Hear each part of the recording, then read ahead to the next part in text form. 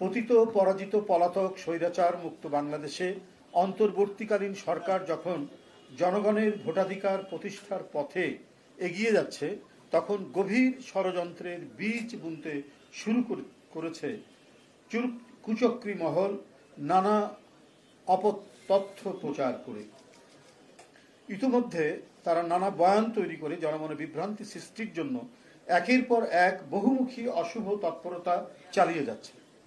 যারা মিথ্যাচার করে বিএনপিকে নানা তকমা লাগানোর অপচেষ্টা করছে, তারাই কিছু গণমাধ্যমকে ব্যবহার করে বিএনপির নামে অসত্য সংবাদ পরিবেশন করছে বা করানো হচ্ছে।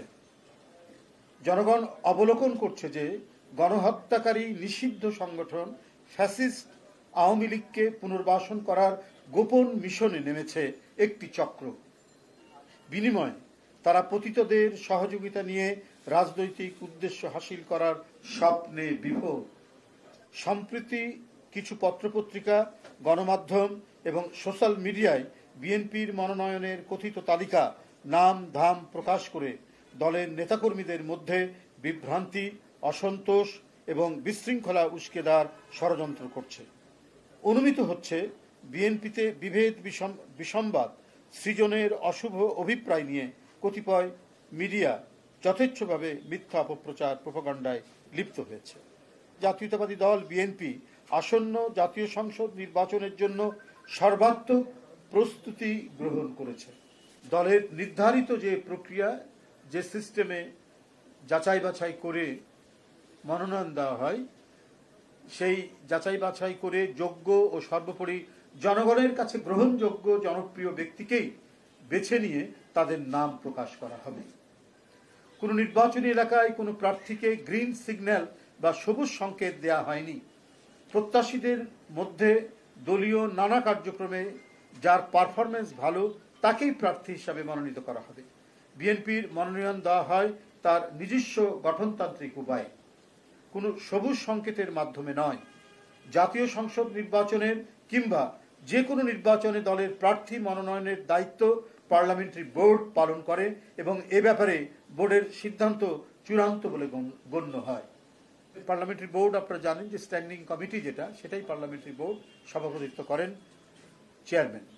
তফসিল ঘোষণার পরেই দলের ভারপ্রাপ্ত চেয়ারম্যান তথা বিএনপির কেন্দ্র থেকে ঘোষণা ব্যতীত এখন পত্রপত্রিকায় প্রকাশিত কোনো মনগড়া সংবাদে বিভ্রান্ত না হওয়ার জন্য সারা দেশের নেতাকর্মীদের প্রতি আহ্বান জানাচ্ছি।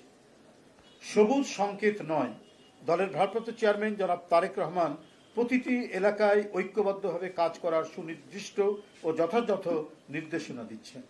যারা মনোনয়ন প্রত্যাশী হতে চান বা দলের নেতাকর্মী যারা আছেন, বিভিন্ন পদে যারা দায়িত্ব পালন করছেন, তাদের প্রত্যেকেই তিনি এই নির্দেশনা দিয়েছেন, আপনারা সবাই ঐক্যবদ্ধ থেকে কাজ করবেন। দল যাকে মনোনয়ন দিবে তার জন্য সকলে আপনারা কাজ করবেন। কিন্তু এখনই কোনো মনোনয়ন দিয়ে দেওয়া হয়নি, যেটা আমরা বিভিন্ন পত্রপত্রিকায় দেখতে পাচ্ছি।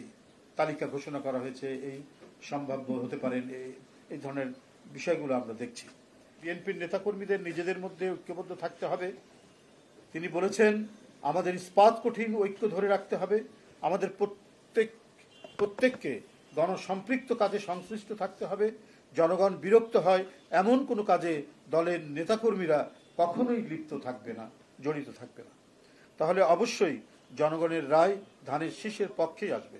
মনোনয়ন প্রত্যাশীদের ঐক্য সুদৃঢ় করার এবং আরও জনবান্ধব হওয়ার নির্দেশ দিয়েছে।